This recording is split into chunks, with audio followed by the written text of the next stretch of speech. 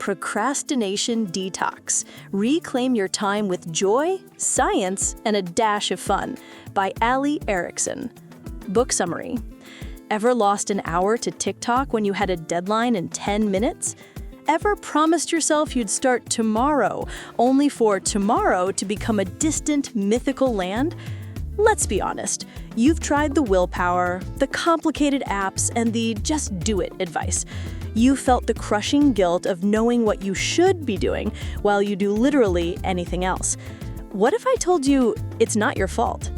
As a doctor and productivity expert who once procrastinated on urgent patient notes by binge-watching The Crown, I've discovered the truth. Procrastination isn't a moral failing, it's a brain glitch. Your brain is hardwired for instant gratification, and in a world of endless distraction, you've been set up to fail. Until now. Book Procrastination Detox isn't another boring manual. It's a fun, science-backed intervention to reclaim your time and achieve your goals with joy. Inside, you'll discover the sneaky saboteurs. Take a simple quiz to identify your personal procrastination flavor. Are you a perfectionist, an overwhelmed dreamer, or a thrill seeker? The power of play. Learn how to turn your dreaded to-do list into a video game you actually want to win, complete with boss levels and rewards. Environment engineering. Follow a simple blueprint to design your physical and digital space to make focus the path of least resistance. Mindset makeovers and accountability allies. Silence your inner critic, build a wins wall, and assemble a squad that makes it impossible to fail. 2-minute rules and 5-minute resets. Dozens of ridiculously easy, science-backed hacks that build momentum now without needing a single ounce of willpower. Packed with hilarious and painfully relatable stories, simple frameworks, and actionable challenges you can implement today, this book is your permission slip to stop feeling guilty and start making progress. Stop waiting for motivation that will never come. Your productive, joyful, and procrastination-free future is waiting. Start your detox now. Introduction. Here's a fun fact about me. For a guy who's written a whole book about productivity, I am a ridiculously good procrastinator. I'm talking world-class, Olympic-level procrastination. My personal Hall of Shame moment? It was a Tuesday night during my junior doctor years. I had a mountain of patient discharge summaries to write. These were important, crucial even, for ensuring patients got the right care after leaving the hospital. My brain knew this, it understood the stakes. But my brain also knew that the new season of The Crown had just dropped on Netflix. What followed was a masterclass in self-deception. I'll just watch one episode to unwind, I told myself. I work better under a little pressure anyway. 5 hours later, I was deep into 1980s royal drama, surrounded by a fortress of snack wrappers and gripped by a familiar stomach-churning panic. The notes weren't done, I was exhausted, and my unwinding had cost me my sanity and a decent night's sleep. If you've ever found yourself scrolling through TikTok when you were supposed to be finishing a report, or suddenly deciding to reorganize your bookshelf when a deadline is breathing down your neck, then welcome, you're in the right place.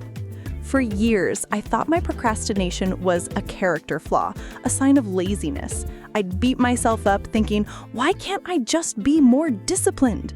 But here's the secret this whole book is built on. Procrastination isn't a moral failing, it's a brain glitch. Your brain is wired for Netflix. Here's the science, but without the boring bits. Your brain has two parts that are constantly in a tug-of-war. There's the prefrontal cortex, your inner adult, the part that plans for the future, sets goals, and understands the long-term benefits of getting that boring task done. Then there's the limbic system. This is your inner toddler. It's the emotional, impulsive part of your brain that just wants to feel good right now. It's all about immediate gratification. When you face a task that's difficult, boring, frustrating, or ambiguous, your limbic system throws a tantrum. It screams, "This is uncomfortable, let's do something fun instead." And in the modern world, something fun is always just a click away, engineered to give you a sweet, sweet hit of dopamine. That's why the immediate reward of a funny cat video often wins against the long-term satisfaction of a completed tax return. This isn't your fault, it's just how we're wired. But the more we give in to that instant gratification, the more we reinforce the habit, turning procrastination into a cycle of avoidance, guilt, and panic. That's why I call this book a detox. We're not just managing a bad habit, we're cleansing our minds of the junk food distractions that have hijacked our reward systems. We're retraining our brains to find joy in the journey, not just in the destination or the distraction. My procrastination hall of shame, please don't judge. To make you feel better, here are some other lowlights from my personal procrastination archives. The time I researched keyboards for 8 hours. I needed to write a single important email. Instead, I fell down a YouTube rabbit hole of mechanical keyboard reviews and ended up with a spreadsheet comparing switch types. The email did not get written. The productive repotting incident. Faced with studying for my final medical exams, I suddenly became convinced that every single one of my plant houses needed to be repotted immediately. My apartment looked great, my grades less so. The meticulously planned project that never started. I once spent 3 weeks designing the perfect workout plan, complete with custom-coded spreadsheets and motivational playlists. I spent 0 days actually doing the workout. Planning felt like progress, but it was just a clever disguise for procrastination. Sound familiar? I thought so. The good news is that thousands of my students and readers have used the simple, science-backed strategies in this book to go from chronic procrastinators to joyful achievers. One reader, a freelance designer, told me she clawed back 10 hours a week. Another student finally finished his dissertation after being stuck for 6 months. They didn't do it through sheer willpower or by grinding harder. They did it by making the process feel good. And you can too. Your first mission, the 5-minute detox journal. I'm a big believer in quick wins. So before you even turn the page, I want you to try something ridiculously easy. We're going to identify your kryptonite. Procrastination is often triggered by specific feelings or tasks. Self-awareness is the first step to breaking the cycle. Grab a notebook, a piece of paper, or the Notes app on your phone. We're going to create a super simple detox journal. Think about one thing you've been putting off today, just one. Now, spend 5 minutes writing down the answers to these questions. What's the task I'm avoiding? Be specific, not just work, but drafting the intro for the quarterly report. How does thinking about this task make me feel? Bored, overwhelmed, intimidated, confused? What did I do instead of the task? E.g., checked emails, scrolled Instagram, made a snack. What was the instant reward of that distraction? E.g., a funny video made me laugh, clearing my inbox felt productive. That's it. No judgment, no pressure to act. Just observe. By doing this, you've just taken the first, most crucial step. You've moved from being a passive victim of procrastination to an active scientist of your own mind. In the chapters that follow, we'll turn these insights into action. We'll learn how to make boring tasks fun, how to overcome the fear of failure, and how to build a system that makes productivity feel effortless and, dare I say, joyful. Welcome to the Detox. It's going to be fun. Chapter 1. The Procrastination Trap. Spotting the sneaky saboteurs in your daily life. It's 10 p.m. You have an early start tomorrow and you promised yourself, swore to yourself, that you'd get a good night's sleep. You set your alarm, you brush your teeth, you get into bed. All systems go. But then you think, I'll just check Instagram for 5 minutes. Famous last words. An hour later, you're deep in a rabbit hole you can't remember entering. You've watched a golden retriever try to befriend a cat, learned how to make a feta and tomato pasta dish you'll never actually cook, and watched a sped-up video of someone pressure washing a patio. It's strangely hypnotic. It's also 11:17 p.m., and your early night is now a distant memory, replaced by the familiar cocktail of regret and mild self-loathing. This is the procrastination trap. It's a subtle, seductive vortex that sucks up our time, energy, and intentions, leaving us wondering where it all went. It's not just about social media. It's about hitting snooze 5 times. It's about opening the fridge for the 10th time, hoping a new snack has magically appeared.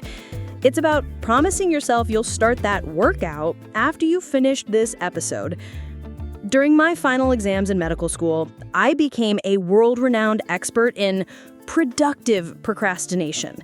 My desk, a place I normally treated with the respect a toddler gives a white wall, suddenly became a sacred temple of organization. Faced with a 12-pound textbook on clinical pharmacology, I would instead spend hours meticulously arranging my pens by color spectrum. I'd create a new, optimized file labeling system. I'd even alphabetize my bookshelf. I felt busy. I felt productive. But I wasn't doing the one thing that actually mattered: studying.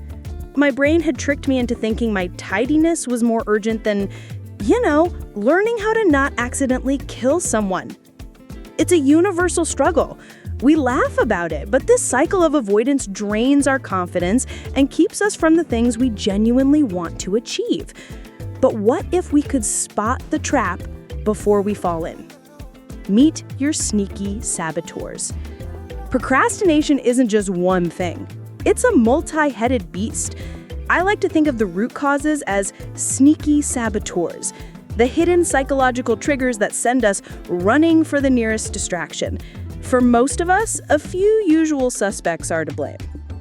One of my students, a brilliant guy named Tom, was chronically late for everything. He'd miss deadlines, show up late to meetings, and was constantly apologizing. He thought he was just disorganized. But after we worked together, he realized his main saboteur was perfectionism. He was so afraid of handing in work that wasn't flawless that he'd delay starting it until the last possible second, at which point done had to be good enough. Once he identified that, he changed his entire approach. He started aiming for a B- first draft and gave himself permission to be imperfect. The result? He started finishing projects ahead of schedule, and ironically, his work actually got better because he had time to edit and refine it.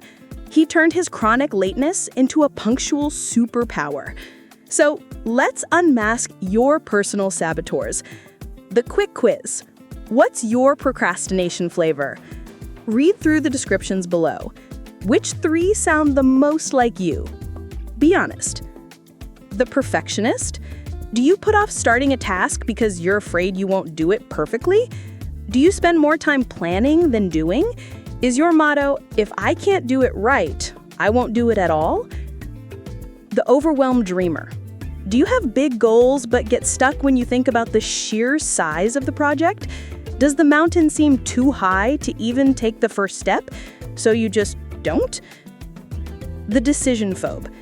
Are you paralyzed by choice? Do you spend so long weighing up the options, like which workout should I do, that you end up doing nothing at all? This is classic decision fatigue. The thrill seeker. Do you secretly love the adrenaline rush of a last-minute deadline? Do you tell yourself you work better under pressure even though the stress makes you miserable? The I don't feel like it procrastinator. Is your motivation completely tied to your mood? If you're not in the zone, does the task get pushed to another day? You're waiting for inspiration that may never come. The confused beginner. Do you avoid tasks because you're not 100% sure how to start or what to do next? Does the fear of looking stupid or asking for help keep you stuck in inaction? Got your top 3? Good. Naming the enemy is half the battle. Now, let's talk about a ridiculously simple way to fight back. Your secret weapon, the 2-minute rule. This is one of my favorite productivity hacks of all time because it's so simple it's almost silly, but it works like magic. The rule, popularized by author David Allen, is this: if a task takes less than 2 minutes to do it now. That's it. Answer that email, put out your gym clothes, wash that one dish, make that phone call. But here's the genius part. You can also use it to start bigger tasks. The real enemy of productivity is not laziness, it's inertia. The hardest part is almost always getting started. The 2-minute rule is your momentum builder. Want to go to the gym? Just put on your workout clothes. That's it. That's the 2-minute task. Need to write a 10-page report? Just open a new document and write a single sentence. Need to study for an exam? Just open your textbook to the right chapter and read one paragraph. The goal isn't to finish the task.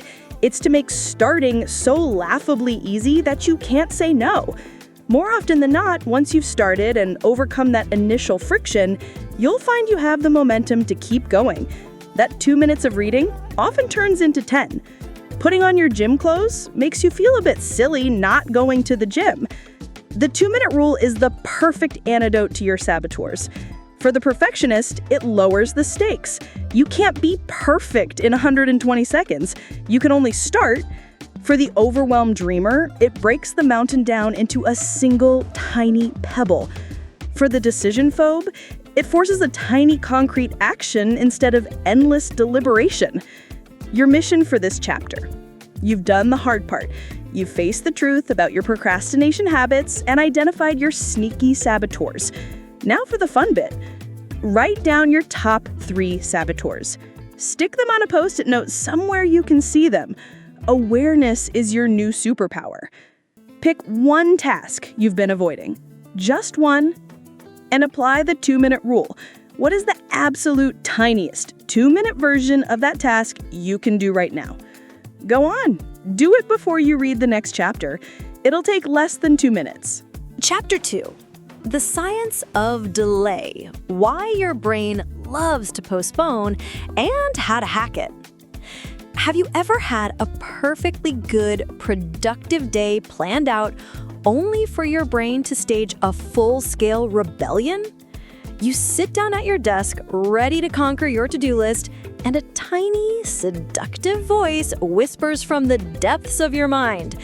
But what if we just checked YouTube first for research? That voice is a master negotiator. It doesn't scream, it coaxes. It presents procrastination not as a dereliction of duty, but as a cozy blanket. The deadline is ages away. You deserve a little break. You work so much better under pressure anyway. It's the most convincing liar you'll ever meet because it lives inside your own head. My own brain's sabotage attempts are often hilariously elaborate. A few months ago, I had a backlog of YouTube videos to edit, my actual job. Editing can be a grind, and my brain was having none of it. So it hatched a genius plan for productive procrastination. You know what would make this editing session so much more efficient? It schemed. A fresh batch of chocolate chip cookies. The sugar will be great for focus. 3 hours later, my flat smelled incredible. I had a plate of perfectly baked cookies, and my video editing software was still sitting there, unopened and mocking me. My brain had successfully tricked me into believing that baking was a crucial preparatory step for video editing. It was a lie, of course, but a delicious one. To understand why our brains pull these stunts, we need to look under the hood. Don't worry, this isn't a boring biology lesson. Think of it more like the origin story of a quirky superhero villain, your own brain. The toddler versus the time traveler. Imagine your brain is a movie set with 2 lead actors constantly fighting for control. In one corner, you have the prefrontal cortex. This is your inner time traveler. It's the sophisticated, recently evolved part of your brain right behind your forehead. It can see the future. It understands that finishing this boring report now will lead to a relaxed weekend later. It's your inner adult. In the other corner is the limbic system. This is your inner toddler. It's a primal, ancient part of the brain that's been around for millions of years. It doesn't care about the future. It doesn't understand long-term consequences. It operates on a single, simple principle. Seek pleasure, avoid pain, right now. It wants the cookie, it wants the dopamine hit from a social media notification, and it wants it 5 seconds ago. When you face a difficult or boring task, your inner toddler throws a tantrum. The task feels like pain, and your limbic system screams, "Emergency! Abort mission! Let's find some pleasure instead." Your prefrontal cortex, the logical adult, might try to reason with it, but the toddler is very, very loud. And our modern world is a candy store for that toddler, offering an infinite supply of cheap, easy pleasure in the form of likes, notifications, and funny videos. Each one delivers a tiny squirt of a chemical called dopamine, the brain's feel-good neurotransmitter. Your brain isn't trying to ruin your life, it's just trying to get its next fix of dopamine in the easiest way possible. Watching a cat fall off a sofa? Instant, easy dopamine. Writing the first paragraph of a complex essay? Delayed, uncertain dopamine. In a head-to-head battle, the cat video wins almost every time. But this isn't a life sentence. In fact, some of history's greatest minds were master procrastinators. Einstein was famously a patent clerk when he came up with his theory of relativity. He would work on the boring patent applications, but let his mind wander and productively procrastinate on the physics problems that truly fascinated him. The key is to stop fighting your brain and start working with its quirky wiring. It's time to hack the system. Hack number 1, temptation bundling, the Mary Poppins method. Remember the song? A spoonful of sugar helps the medicine go down. That's temptation bundling in a nutshell. You're going to bribe your inner toddler. The strategy, developed by behavioral scientist Katie Milkman, involves pairing an action you want to do with an action you need to do. Here's how it works. Identify a want. Something you genuinely enjoy, like listening to your favorite podcast, watching a trashy reality TV show, or having a fancy coffee. Identify a need, a task you tend to procrastinate on, like doing the laundry, processing your emails, or going for a run. Bundle them. Create a rule where you can only do the want while you are doing the need. Examples from my own life. I only let myself listen to my favorite fantasy audiobooks while I'm at the gym. I process my boring admin emails at the end of the day while watching an episode of a show I like. I used to only allow myself to get a fancy latte from my favorite coffee shop after I'd finished my most important task of the day. This hack is brilliant because it hijacks your brain's reward system. The dreaded task becomes the gateway to the dopamine hit you're craving. Your inner toddler starts to associate the pain of the chore with the pleasure of the treat, making it way more likely to cooperate. Hack number 2, the 5-step willpower boost. For those moments when a task feels truly awful and even temptation bundling won't cut it, you need an emergency override sequence. This little hack helps you get over the initial hump of resistance. Let's say your dreaded chore is clearing out the garage. Acknowledge the suck. Say it out loud. Okay, I really don't want to do this. It's going to be boring and dusty. It sucks. Validating the feeling removes the internal fight. Set a tiny timer. Commit to just 5 minutes. Use a timer. Anyone can do anything for 5 minutes. This makes the task feel less overwhelming. Identify the first physical step. Don't think about the whole project. What is the very first physical action? Put on old shoes. Walk to the garage. Pick up one piece of rubbish. Promise a small reward for when the 5 minutes are up. When the timer goes off, I will make a cup of tea and watch one YouTube video. Just begin. Take the first physical step. 9 times out of 10, the hardest part is starting. By the time the 5-minute timer goes off, you've built a little momentum. You might decide to keep going for another 5 minutes. Even if you don't, you're still 5 minutes closer to your goal than you were before, and you've proven to your brain that the task isn't as scary as it seemed. Your mission for this chapter. You're armed with the science. Now it's time to become the scientist of your own mind. Create your first temptation bundle. Pick one task you've been putting off this week, pair it with something you love. Write down your rule on a piece of paper. I will only enjoyable activity while task I'm avoiding. try the 5-step willpower boost. The next time you feel a wave of, I don't want to, run the sequence.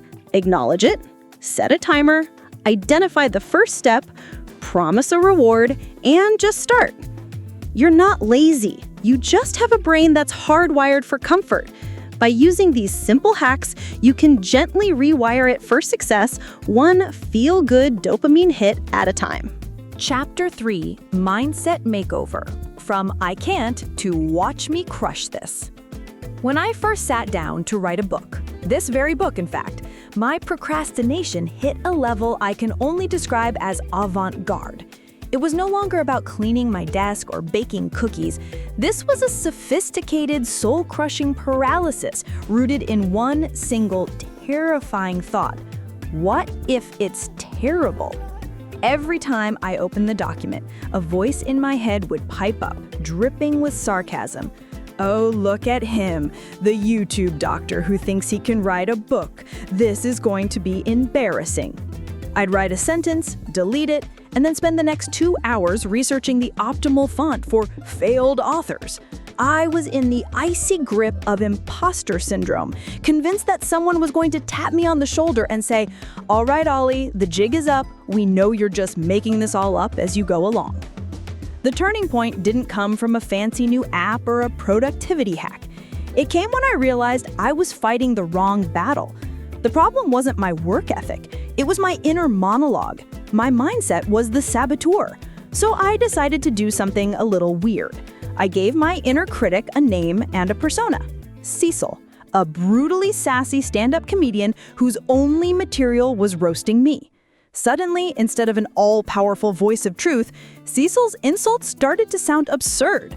You call that a chapter opening? My grandmother's grocery list has more narrative tension. Instead of letting it crush me, I'd imagine the little spotlight on Cecil and think, okay, that's a decent burn, but not your best work. By turning my inner critic into a character, I separated its voice from my own. It lost its power. And slowly, painstakingly, I started to write. Your mindset is the operating system for your life. If it's running on buggy, outdated software that tells you, I can't, I'm not good enough, or I'll probably fail anyway, then no amount of productivity hacks will ever work. It's time for a system update. The voices in your head, imposter syndrome, and the fear of failure. That feeling of being a fraud, it's not just you. It's so common that high achievers from Albert Einstein to Lady Gaga have talked about it. Imposter syndrome is the sneaky saboteur that whispers you don't deserve your success and that your failures are proof of your inadequacy. It's often paired with its evil twin, the fear of failure. This is what keeps us from starting in the first place. Why apply for the dream job? You probably won't get it. Why launch that side hustle? People might not buy anything. Why write that first chapter? It'll never be as good as the books you admire. This fear doesn't just prevent failure, it prevents any possibility of success. I once coached an aspiring entrepreneur named Clara. She had a brilliant idea for a sustainable handcrafted jewelry business. She'd made the products, designed the packaging, and even built the website. But for 6 months, she couldn't bring herself to launch. What if no one buys anything? All have failed. We worked on reframing it. A launch with 0 sales isn't a failure. It's data. It's market research. It tells you what isn't working so you can tweak your approach. She finally launched, and her first week's sales were a grand total of £50, mostly from her mom and a sympathetic aunt. The old Clara would have been devastated. The new Clara saw it as data. She surveyed her few customers, tweaked her marketing, and focused on her most popular design. A year later, she was running a 6-figure business, all because she changed the definition of failure. The ancient Stoic philosopher and Roman emperor Marcus Aurelius had a great way of thinking about this. He wrote, "The impediment to action advances action. What stands in the way becomes the way." In modern terms, the obstacle is the path. The fear of failure isn't something to be avoided. It's the very thing you must walk through. Your fear of writing a bad chapter is the energy you can use to write a decent one. the growth mindset detox. The antidote to a fixed, fearful mindset is a growth mindset, a term coined by psychologist Carol Dweck. It's the simple, revolutionary belief that your abilities aren't set in stone. You can improve, you can learn, and you can grow through effort. It's about shifting from "I can't do it" to "I can't do it yet." Here's how to kickstart your own mindset makeover. Number 1, daily affirmations. The non-cheesy version. Forget standing in the mirror and shouting, "I am a productivity god." Let's be realistic. The goal of affirmations is to gently reprogram the default tracks your brain plays. For 1 week, start your day by writing down or saying one of these and truly think about what it means. Done is better than perfect. I am not my thoughts. I am the one who observes them. Thanks, Cecil. Every action I take is a vote for the person I want to become. I choose progress over perfection. This isn't magic, it's practice. You're creating new neural pathways, making the voice of encouragement just a little bit louder than the voice of doubt. Number 2, the wins wall exercise. Your brain has a negativity bias. It's wired to remember the one thing that went wrong over the 100 things that went right. We need to fight back with evidence. Grab a piece of paper, a notebook, or a document on your computer, title it The Wins Wall. Every single day for the next week, your mission is to write down 3 things you accomplished. And I mean anything. No win is too small. Use the 2-minute rule to tidy my desk. I finally replied to that email I was dreading. I didn't check my phone for the first hour of the day. I wrote 1 paragraph of my report. At the end of the week, you will have a list of 21 wins. 21 pieces of hard evidence that you are not a lazy procrastinator, but someone who is capable, who shows up, and who makes progress. This wall is the ultimate comeback to your inner critic. When Cecil shows up to roast you, you can point to your list and say, "Talk to the wall." Your mission for this chapter. Your mindset is a muscle. The more you train it, the stronger it gets. This week, you are the personal trainer for your own brain. Personify your inner critic. Give that nagging voice a silly name and a ridiculous persona. Turn your biggest doubter into a joke. Start your growth mindset detox. Choose 1 affirmation and repeat it every morning for a week. Create your wins wall and add 3 wins to it every single day. This isn't about becoming a different person. It's about clearing away the mental junk that's been hiding the capable, productive, and awesome person you already are. Now, go crush this. Chapter 4, Environment Engineering. Design your space to outsmart laziness. A few years ago, I hit a massive slump with my video editing. I'd sit down at my desk, and my brain would immediately invent 1,000 more interesting things to do, like wondering if I could learn to juggle, or investigating the history of the spork. My desk was the problem. It was a chaotic landscape of old coffee mugs, tangled cables, and books I intended to read. It was a space designed for distraction. So one Sunday, I had a flash of inspiration. I would become an environment engineer. I would create the ultimate distraction-free editing bay. I spent hours rearranging everything. My monitors were at the perfect ergonomic height. My keyboard was centered with geometric precision. I even bought a little fake plant for Zen. The masterstroke, I thought, was hiding all the messy cables behind the desk to create a clean, minimalist utopia. Feeling like a productivity guru, I sat down on Monday morning, ready to work. I booted up my computer, opened my editing software, and leaned into the zone. Then I realized I'd forgotten to plug in my external hard drive. I reached behind the desk to grab the cable, my chair rolled back, I got tangled in the beautifully hidden cable management system, and I ended up in a deeply un-Zen-like heap on the floor, tangled in my own genius idea. It was a hilarious fail, but it led to an epic win. After untangling myself, I realized I hadn't just tidied my desk, I had fundamentally changed the friction involved in my work. The trip-up was a minor bug in the system. The system itself was sound. Once I made a few tweaks, like leaving the important cables accessible, my productivity soared. The urge to procrastinate didn't vanish, but it got quieter. My environment was doing the heavy lifting for me. If you've ever sat down to work at a cluttered desk and ended up sorting through old receipts for an hour, you know the power of your surroundings. Your environment is the invisible hand that guides your behavior.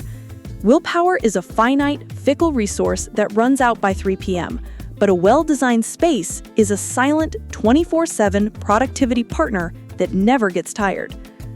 From chaos to calm. The Productivity Palace. A reader of my newsletter, a remote worker named Sarah, told me that when the pandemic started, her tiny apartment became her office, gym, and cinema, all at once. Her work-life balance dissolved into a chaotic soup. She'd try to work on her sofa, only to be tempted by the TV remote sitting right there. Her dining table was a graveyard of laptops and breakfast dishes. Inspired by this idea of environment design, she transformed her space. She bought a simple folding screen to physically hide her office corner at the end of the day. She put her yoga mat permanently unrolled in her living room, making a morning stretch the path of least resistance. The TV remote now lived in a drawer, requiring effort to get to. It sounds simple, but she called it life-changing. She had created a productivity palace where the right choices were the easy choices. You don't need a new apartment or fancy furniture. You just need a framework for thinking about your space. The 3E framework, your blueprint for a better space. Think of yourself as an architect of your own focus. Your job is to design a space that makes good habits easy and bad habits hard. The 3E framework is your blueprint. Eliminate, enhance, and energize. 1. Eliminate. Remove the friction and temptation. This is about subtraction. The goal is to make your procrastination triggers invisible or annoying to get to. Digital declutter. Your computer desktop is just as important as your physical one. App blockers. Use an app like Freedom or Cold Turkey to block distracting websites like social media, news sites during your work blocks. This is non-negotiable for me. Notification neutralization. Turn off all non-essential notifications on your phone and computer. Every ping and pop-up is a tiny assassin of your focus. Clean desktop policy. Clear all icons off your desktop into a single folder. A cluttered screen leads to a cluttered mind. Physical purge. Clear your desk. The only things on your desk should be the things you need for the immediate task at hand. Everything else goes. One reader told me he procrastinated by starting to learn the guitar. The guitar now lives in its case in another room. Out of sight, out of mind. Put your phone in another room or in a drawer. If your weakness is snacking, move the snacks to a high shelf. Increase the friction required to give in to a bad habit. 2. Enhance. Add cues for good habits. This is about addition. You want to make the starting line for your desired tasks as close and as obvious as possible. Set the stage. If you want to go for a run in the morning, lay out your running clothes, shoes, and headphones the night before. When you wake up, the decision has already been made for you. You've lowered the activation energy required to start. Create dedicated zones. Even in a small space, assign a purpose to each area. This chair is for reading, this corner is for work, the sofa is for relaxing. Your brain will start to build associations, so when you sit in your work chair, it knows it's time to focus. Use visual cues. Want to drink more water? Put a big water bottle in the middle of your desk. Want to read more? Leave the book you're reading on your pillow. Make your goals impossible to ignore. 3. Energize. Make your space a pleasure to be in. This is the fun part. You're more likely to want to work in a space that feels good. You're curating a vibe that signals focus and calm to your brain. Light it up. Good lighting is a game changer. Natural light is best, but a good desk lamp can reduce eye strain and make your workspace feel more inviting. Curate a soundtrack. Find a playlist that helps you focus. For many, this is lyric-free music like lo-fi hip-hop, classical music, or ambient soundscapes. I have a specific deep work playlist on Spotify that instantly signals to my brain that it's time to edit. Engage your senses. Add a plant, light a candle with a scent you associate with focus, like peppermint or citrus. Have a designated work mug for your tea or coffee. These small sensory details make the experience of working more enjoyable. Your mission for this chapter: you don't need to do a full-scale renovation overnight. The goal is small, incremental improvements. Choose one E. Either eliminate, enhance, or energize, and implement one change. Today, just one. Eliminate. Put your phone in a drawer for the next hour. Enhance. Get your gym clothes ready for tomorrow. Energize. Find a focus playlist and listen to it while you do your next task. You are the architect of your own life. Start by laying a single better brick. You'll be amazed at the palace you can build. Chapter 5. The Power of Play, Turning Tasks into Games You Actually Want to Win. There are few things in life I dread more than a bloated email inbox. For years, it was my digital nemesis. I'd open my laptop, see the little red bubble with a 3-digit number, and my soul would shrivel. It felt like a mountain of other people's priorities, and the thought of tackling it was so monumentally boring that my brain would immediately stage a protest and demand to watch videos of people building swimming pools in the jungle. One day, drowning in unread messages, I had a thought. What if this wasn't a chore? What if it was a video game? I decided to run a ridiculous experiment. I titled it Inbox Slayer: The Final Reckoning. I set a timer for 25 minutes. The goal? Clear as many emails as possible. Each email deleted was +1 point. Each email replied to was +5 points. If I hit 100 points before the timer ran out, I would achieve the boss level and unlock a reward. The reward was not a cup of tea or a short walk. It was a 2-minute, full-volume, no-shame dance break to Taylor Swift in the middle of my office.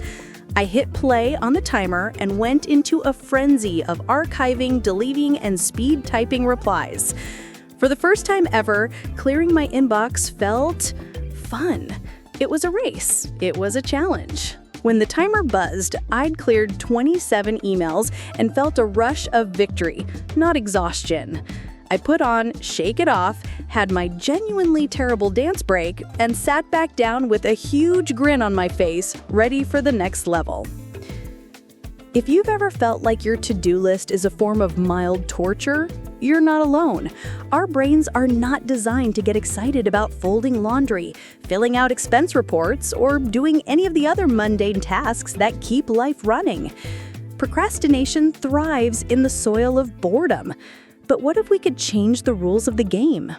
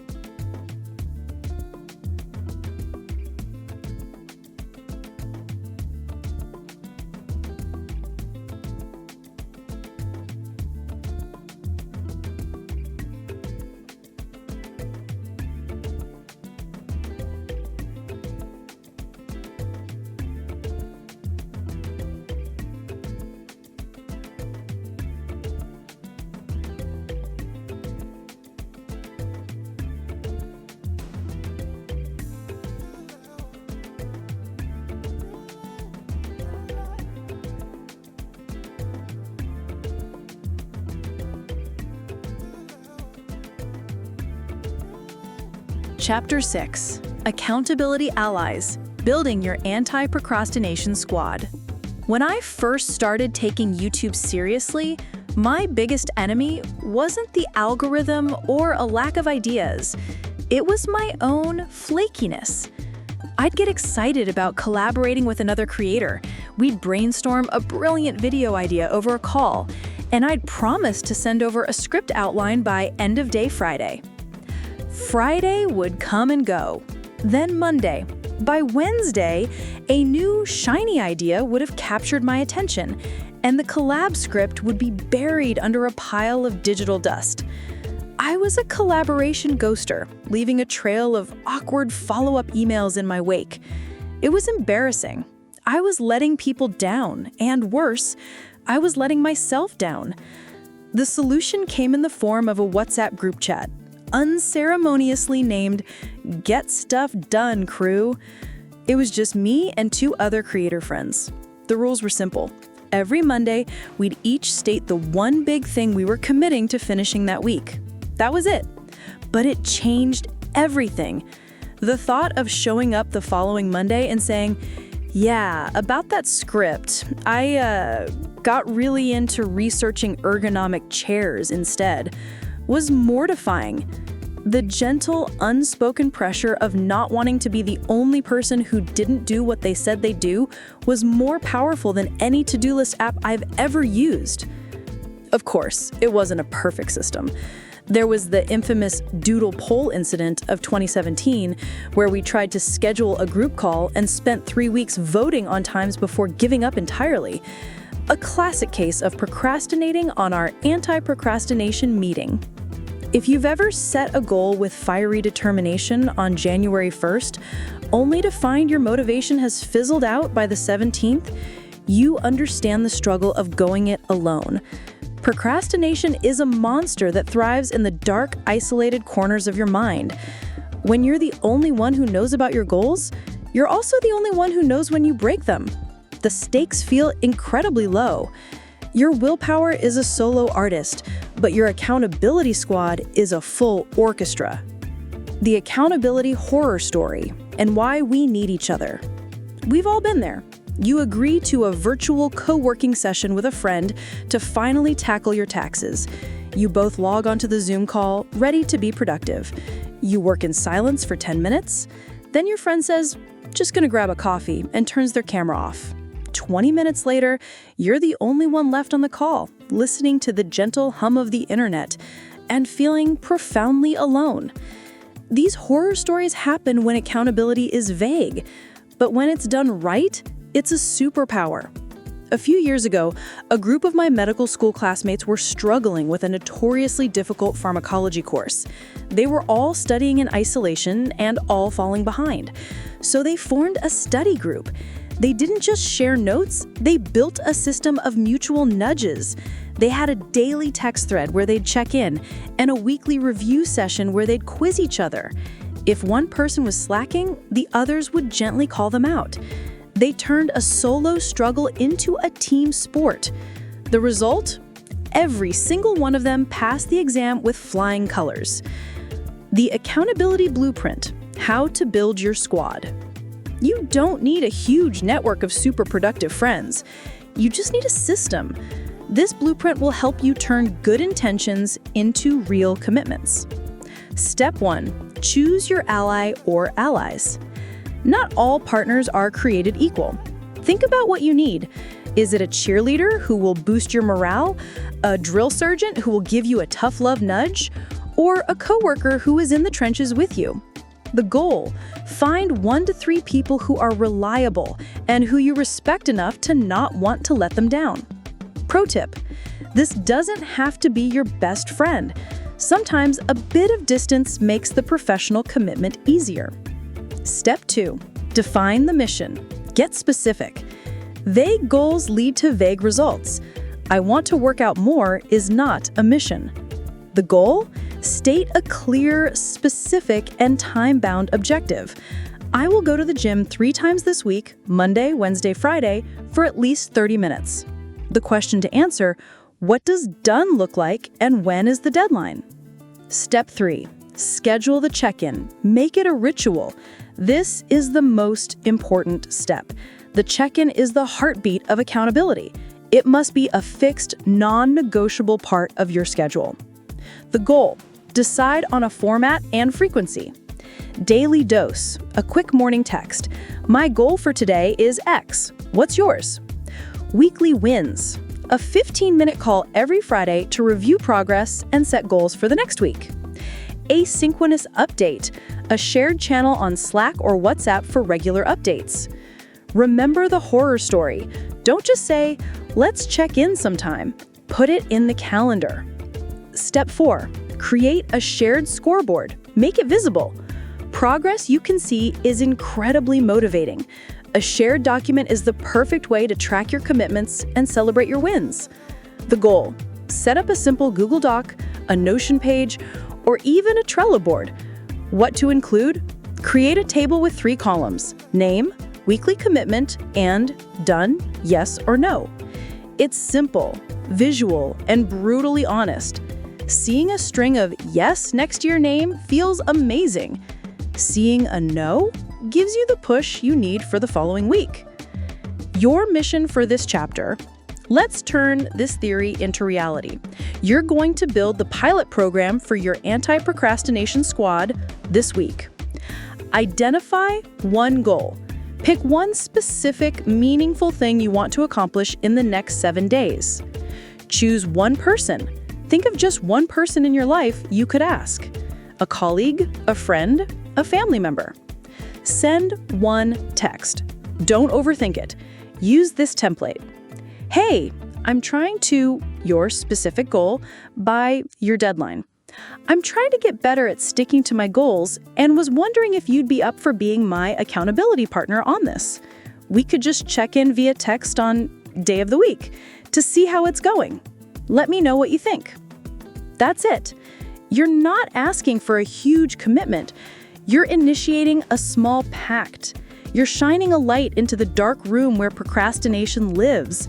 And you're taking the first step from going it alone to succeeding together. Chapter 7. Energy Essentials. Fueling your body to fight the delay demon.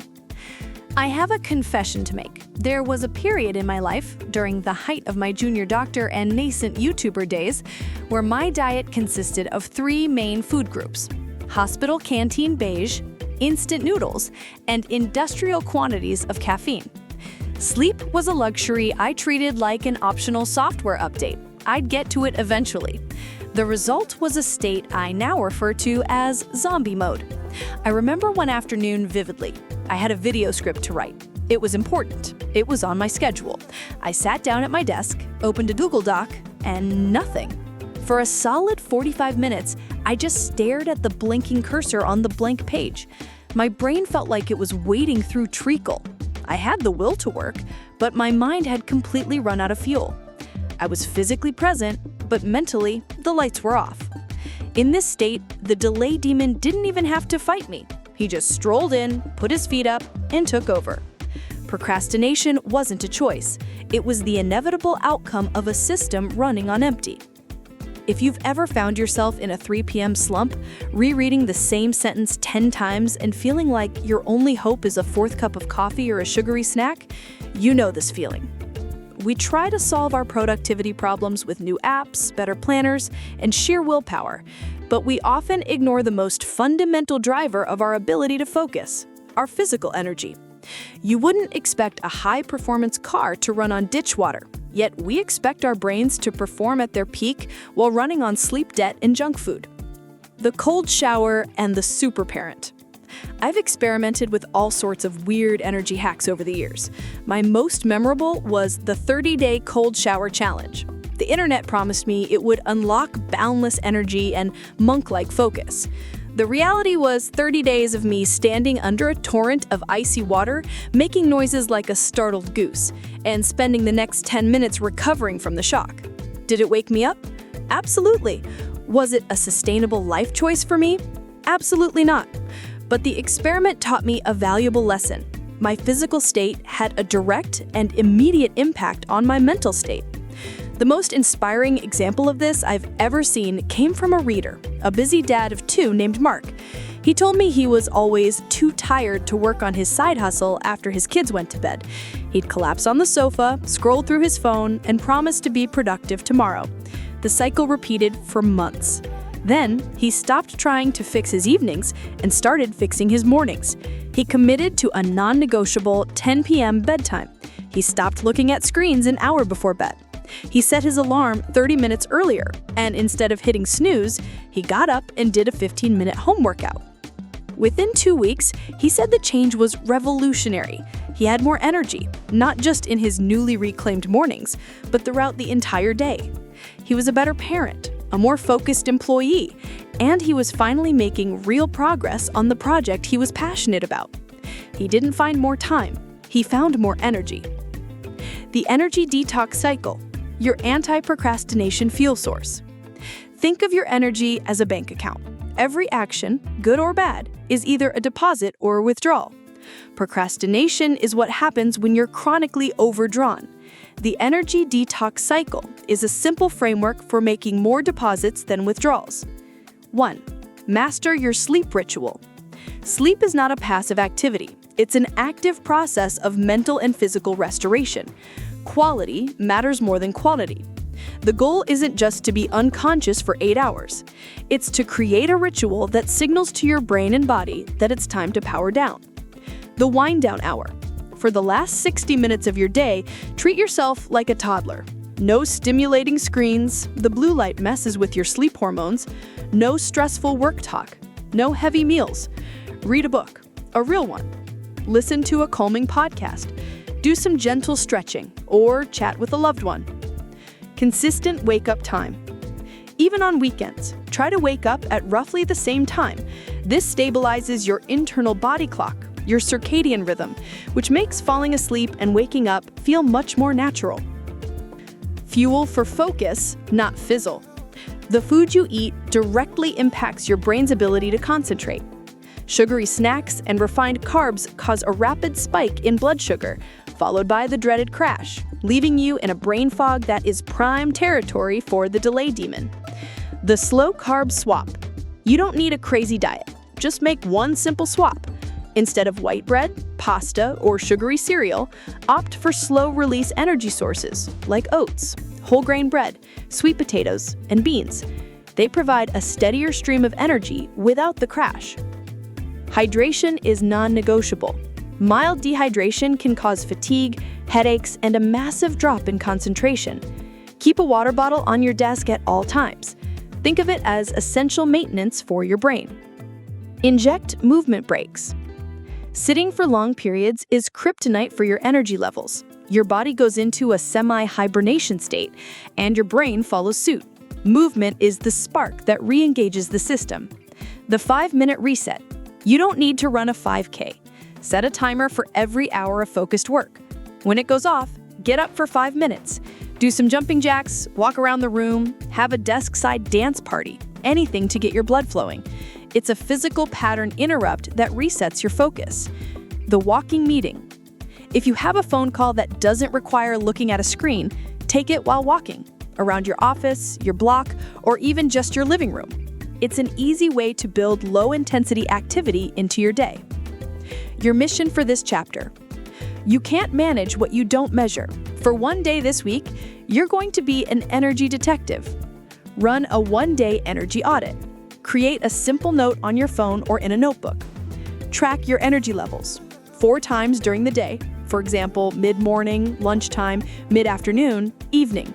Rate your energy on a scale of 1 to 10. Note the context. Next to your rating, briefly write down what you were doing. What did you just eat? How did you sleep last night? Have you moved your body? Example, 10 a.m. Energy 8 out of 10. Slept well, had oatmeal for breakfast. 1 p.m. Energy 5 out of 10. Had a big sandwich for lunch, feeling a bit sluggish. 4 p.m. Energy 3 out of 10. Been sitting at my desk all day, craving sugar. 8 p.m.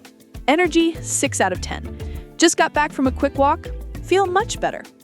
This simple audit will give you a powerful snapshot of your personal energy patterns. You'll see clear as day what actions are making deposits and which are making withdrawals.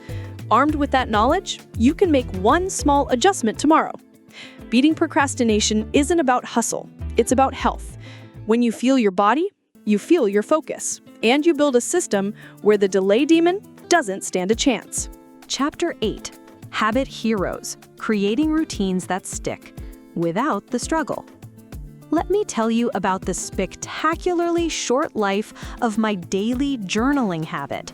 It was born on a Monday, full of hope and a brand new Moleskine notebook. I was going to be the kind of person who starts their day with mindful reflection. I wrote a whole page on day 1, feeling like a modern-day Marcus Aurelius. Day 2, I managed a solid paragraph. On day 3, I got home late, exhausted from the hospital, and my brain presented me with 2 options. 1, thoughtful introspection about my long-term goals, or B, watching the next episode of Stranger Things on Netflix. The journal didn't stand a chance. It was a brutal first-round knockout. My 3-day streak was over, and the fancy notebook was relegated to a drawer, where it probably still lives today, a monument to my failed resolutions. Sound familiar? We've all been there. We buy the gym membership, download the language app, or promise ourselves we'll meditate every day. We start with a blaze of glory, fueled by motivation. But motivation is a fickle friend. It's a spark, not a sustainable fire. When it inevitably fades, we're left with the habit itself. And if that habit is hard, inconvenient, or unrewarding, we crash. We give up, and we feel like failures. But what if the failure isn't in us, but in our strategy? For years, I blamed my lack of willpower. Now I know that's nonsense. Relying on willpower to build a habit is like trying to build a house with glue. It might hold for a bit, but it's gonna fall apart. The secret is to build a system, an architecture of routine that makes the right choices feel automatic. The Habit Autopsy, a no-blame investigation. Instead of beating myself up over my failed journaling habit, I decided to perform a habit autopsy, like a detective investigating a crime scene. The victim? The daily journaling habit. Time of death? Approximately 9 p.m. on day 3. Primary suspect? Netflix, a known felon of focus. Cause of death? The activation energy was too high. To journal, I had to find the notebook, find a pen, think of something meaningful to say, and then physically write it. To watch Netflix, I just had to press a button. Motive? The reward was too delayed. The benefits of journaling are long-term. The reward of Netflix, dopamine, story, relaxation, was immediate. The verdict was clear. The habit wasn't murdered by my laziness. It died because it was poorly designed. It was set up to fail. This is the key insight that changes everything. A good habit is one that is easy to start and immediately satisfying. This principle is the core of James Clear's incredible work in Atomic Habits, a book that fundamentally changed my approach to productivity. One of my readers, a freelance writer, perfectly illustrates this. She wanted to build a daily writing habit, but always procrastinated.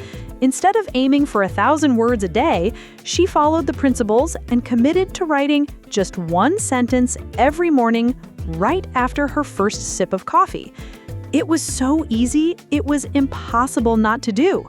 That 1 sentence often turned into a paragraph, and that paragraph into a page. A year later, she had written a whole book, not through superhuman discipline, but by building a tiny, indestructible routine that became the foundation of a word count empire. The Hero Habit Builder, your anti-procrastination armor. A hero habit is a small, consistent routine that over time gives you legendary strength against procrastination. Here's how to build one. 1. The sidekick strategy. Habit stacking. A new habit is lonely. It needs a friend. Habit stacking means anchoring your new, desired habit to an existing automatic one. The formula is simple. After, before, current habit, I will new habit. Your current habits, brushing your teeth, making coffee, getting dressed, are deeply ingrained neural pathways. By linking your new habit to them, you're giving it a ride on an already established mental highway. Instead of, I will meditate every day, try, after I pour my morning coffee, I will meditate for 1 minute. Instead of, I will learn Spanish, try, while the kettle is boiling for my tea, I will do 1 Duolingo lesson. instead of "I will write a book." Try, "After I open my laptop for the day, I will write 50 words." The scoreboard. Don't break the chain. Your brain loves visual proof of progress. Tracking your habit streak is one of the most powerful motivators there is. As you see the chain of successes grow, your primary motivation becomes not breaking the chain. Go analog. Get a big wall calendar and draw a giant X over every day you complete your habit. It's simple, tactile, and incredibly satisfying. Go digital. Use an app like Streaks, Habitify, or a simple Notion template. The daily notification and the satisfaction of ticking a box can provide a powerful dopamine hit. The victory lap. Celebrate your wins. This is the step everyone skips, but it's the secret sauce. A habit sticks when it feels good. You need to create an immediate reward to close the habit loop. The reward doesn't have to be big.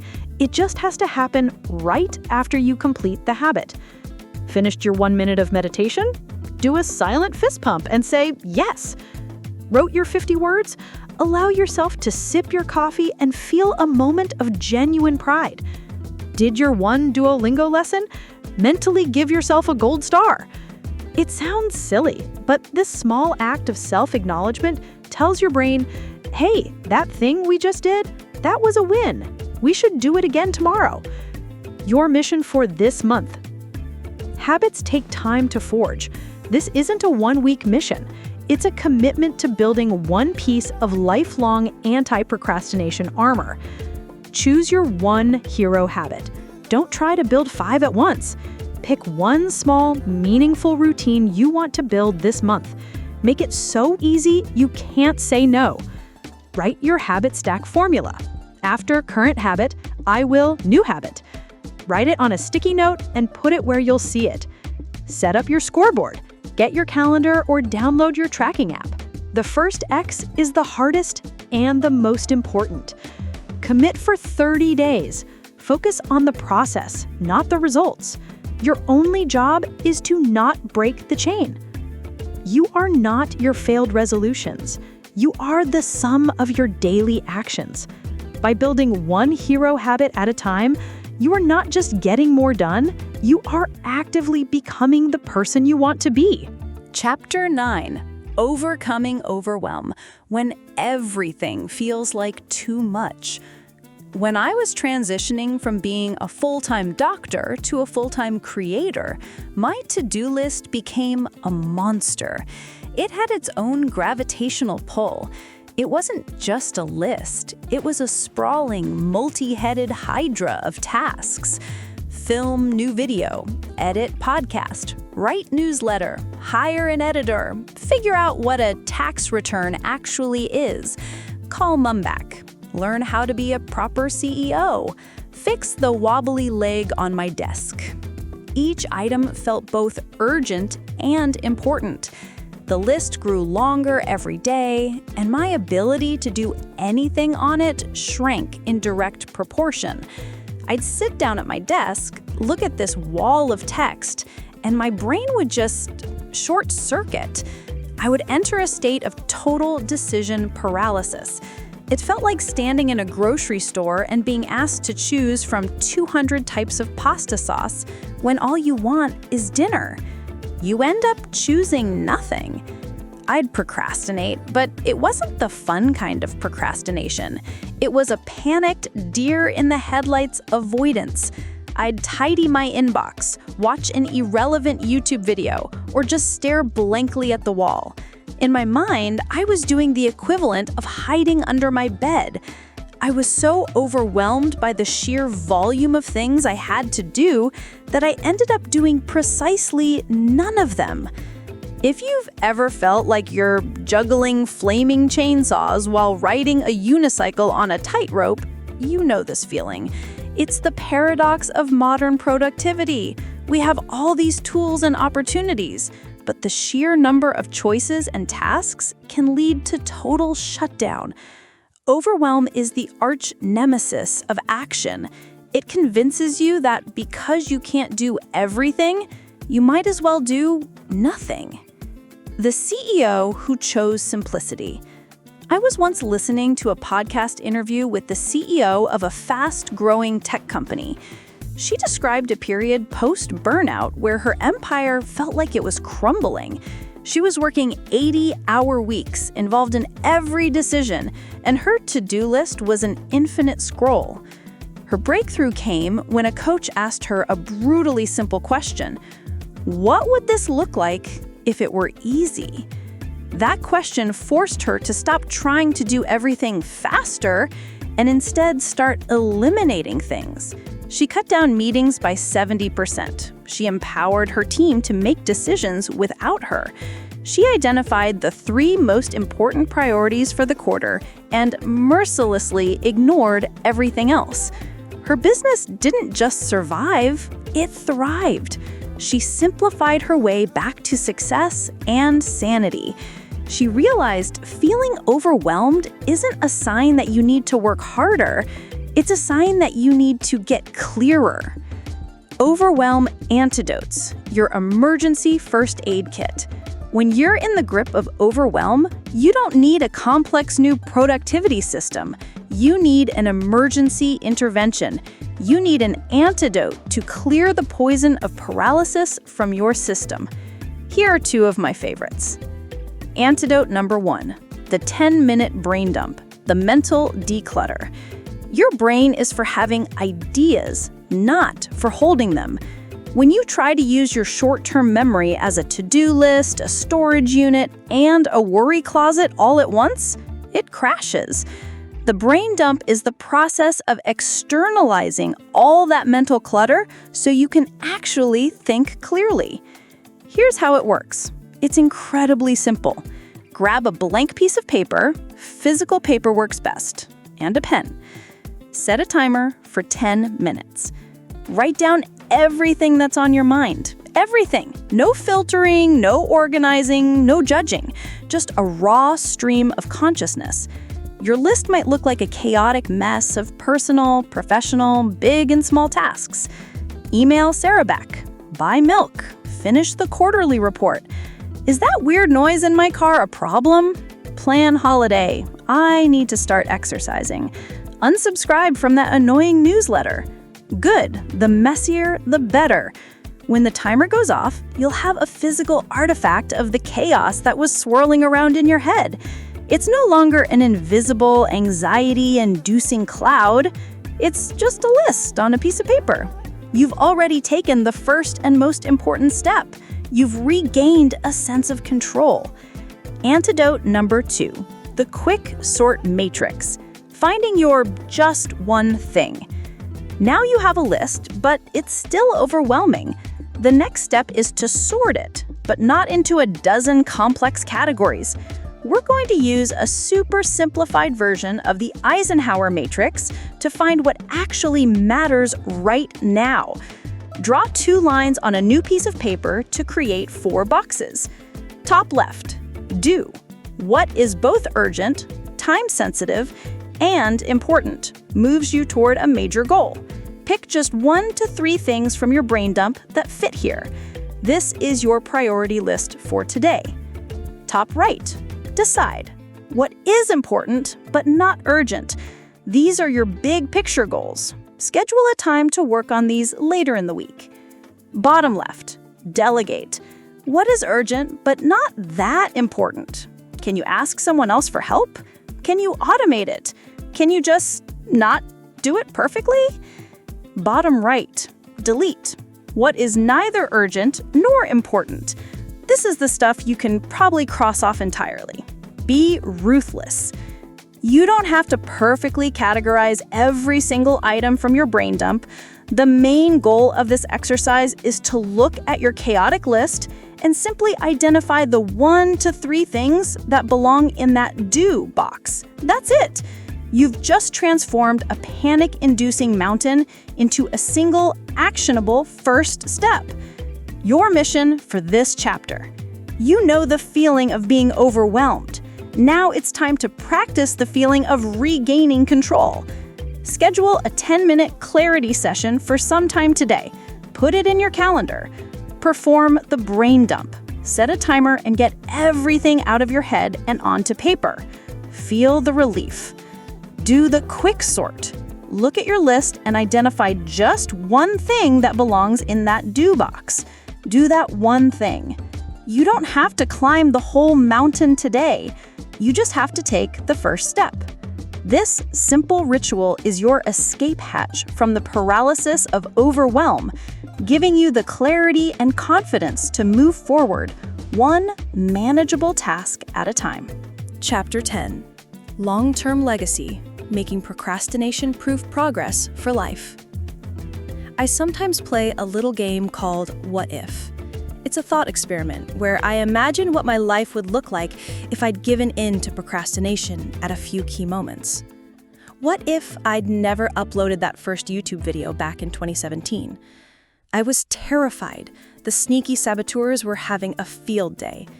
Your camera is bad, Cecil the inner critic sneered. Your lighting is terrible. No one wants to hear study tips from you. It would have been so easy, so comfortable to just not.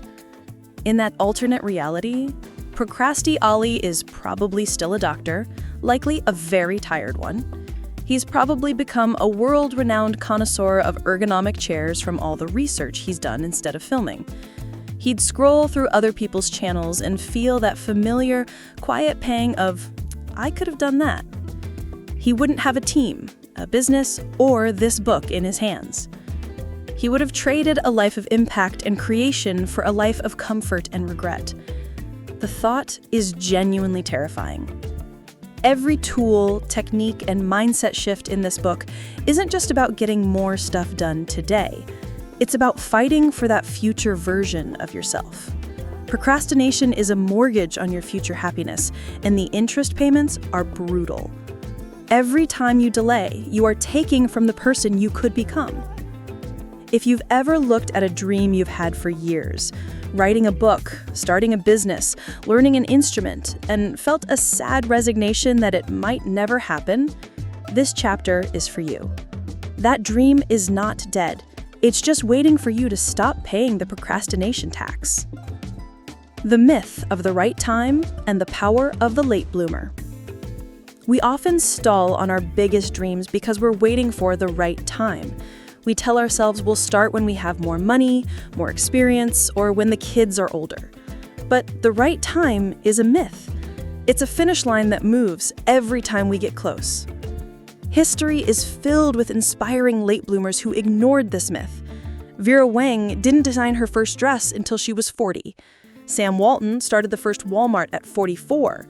And J.K. Rowling was 32 and a single mother on benefits when the first Harry Potter book was published after a dozen rejections. Imagine if she'd decided she was too late or that the dream was too impractical. Their stories teach us a powerful lesson. Your past performance does not have to dictate your future legacy. The work you do from this day forward is what counts. You are the author of the rest of your story. The question is, what story do you want to tell? The Legacy Roadmap, your compass for a procrastination-proof future. To build a meaningful life, you need more than a to-do list. You need a compass. A to-do list tells you what to do today. A compass ensures that what you're doing today is actually taking you where you want to go. The Legacy Roadmap is your compass. This isn't a rigid 5-year plan. It's a flexible guide to ensure you're making consistent, meaningful progress on the things that truly matter. Step 1. The 15-minute vision session. Find a quiet 15 minutes. Put your phone away. Ask yourself some big, slightly scary questions. Don't censor yourself, just dream. What impact do I want to have on the world, my community, or just my family? What skills do I want to master? What experiences do I want to have? When I'm 80, what will I regret not having done? From this, distill a direction. It might be a single sentence, I want to build a business that gives me freedom. Or, I want to become a skilled painter. Or, I want to be a present and engaged parent. Step 2. Set your quarterly rocks. A big vision can be paralyzing. We need to break it down. In business, a great practice is setting rocks, the 3 to 5 most important priorities for the next 90 days. Look at your vision. What are 1 to 3 projects that would move you significantly closer to that vision in the next 3 months? Build a business becomes launch a basic website and get my first paying client. Become a painter becomes complete a 12-week online art course and paint 3 canvases. These are your only priorities. Everything else is secondary. Step 3. Schedule your CEO meeting. You are the CEO of your life. A good CEO doesn't just work in the business, they work on the business. Schedule a recurring, non-negotiable meeting with yourself, once a quarter for 1 hour. Review the last 90 days. What worked? What didn't? Celebrate your wins. Remember the wins wall.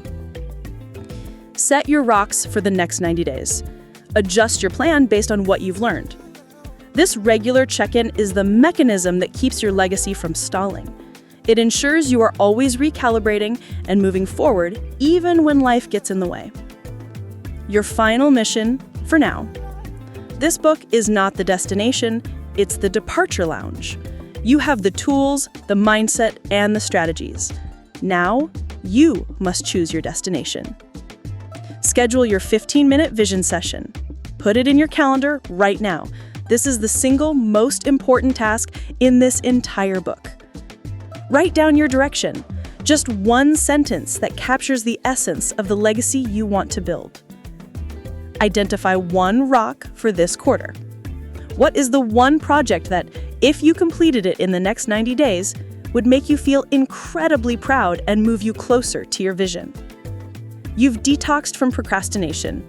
You've rewired your brain, redesigned your environment, and built your squad. You've become a person of action. Now, go and build a legacy worthy of that person. The world is waiting. Conclusion. Your procrastination-free future. Celebrate, iterate, and thrive. All right, we've made it.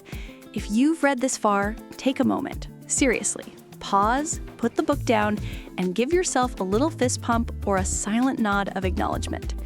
You've just invested in the most valuable resource you will ever own, your time and attention. You faced the delay demon, unmasked your sneaky saboteurs, and armed yourself with an entire arsenal of procrastination-proof tools. The detox is complete. Welcome to your new life. Throughout this journey, we've shared some laughs at my own expense, RIP to my short-lived journaling habit. We've gotten nerdy with neuroscience, your inner toddler says hello, and we've learned that procrastination is not a character flaw. It is not a sign of laziness. It's a brain glitch, a mismatched survival instinct in a world of infinite distraction. And the beautiful thing about a glitch is that it can be hacked. You now know how to reframe your mindset from I can't to watch me crush this, engineer your environment to make focus the path of least resistance, turn boring chores into games you actually want to win, build a squad that won't let you fail, fuel your body for sustained energy, not just frantic bursts, forge hero habits that run on autopilot, conquer overwhelm and find clarity in the chaos, and map a legacy that excites you. One of my favorite community stories came from a reader named Chloe. She used the gamification chapter to tackle her lifelong habit of putting off her finances. She created the Money Boss Gauntlet, awarded herself gold coins for paying bills on time, and set a final boss level of opening a savings account she'd been avoiding for years. She emailed me a picture of her triumphant, bubbly celebration, and her message said it all. For the first time in my life, I feel in control, and it was fun. That's the whole point. This isn't about becoming a productivity robot optimized to the nanosecond. It's about removing the friction and the dread so you can free up your time and energy for the things that truly light you up, whether that's building an empire or enjoying a guilt-free bubble bath. The Detox Maintenance Plan, staying procrastination-free for life. So, what happens now? The truth is, the delay demon is persistent. He'll try to creep back in on a tired Tuesday or a stressful Friday. Your mission isn't to banish him forever. That's impossible. Your mission is to get really, really good at spotting him and showing him the door before he puts his feet up. This is a practice, not a perfect state of being. Here's your simple maintenance plan. Schedule your weekly CEO meeting. Revisit the legacy roadmap. A quick 15-minute review every Sunday is enough. Ask yourself, did my actions this week align with my vision? What's the one rock I need to move next week? This keeps your compass calibrated. Embrace the day one mentality. You will procrastinate again. You will fall off the wagon. It's okay. The goal is not an unbroken chain of perfect productivity. The goal is to make the gap between falling off and getting back on as short as possible. When you have a bad day, don't spiral into guilt. Simply say, okay, that was yesterday. Today is day one. No judgment, just a fresh start. Keep it playful. When a system starts to feel stale, change the game. If your timer technique is getting boring, try a new accountability challenge. If your wins wall is full, start a new one with a different theme. Keep your inner toddler interested. The adventure continues. The most powerful lesson I've learned is that this journey is so much easier when it's shared. Beating procrastination isn't a solo mission, it's a team sport. That's why I want to extend an invitation. This book is the start of a conversation. Come and find me online, on YouTube, on my newsletter, on social media, and share your journey. Share your wins. Share your hilarious fails. Ask questions. The Get Stuff Done crew that saved me years ago has now grown into a global community of millions of people all trying to live more intentional, joyful, and productive lives. There's a spot in the squad for you. You have everything you need. The future is not something that happens to you, it's something you build, one intentional action at a time. The clarity, the focus, the pride in a day well spent, it's all within your reach. Now go. Your joyful, productive, procrastination-free life awaits. Let's get to work.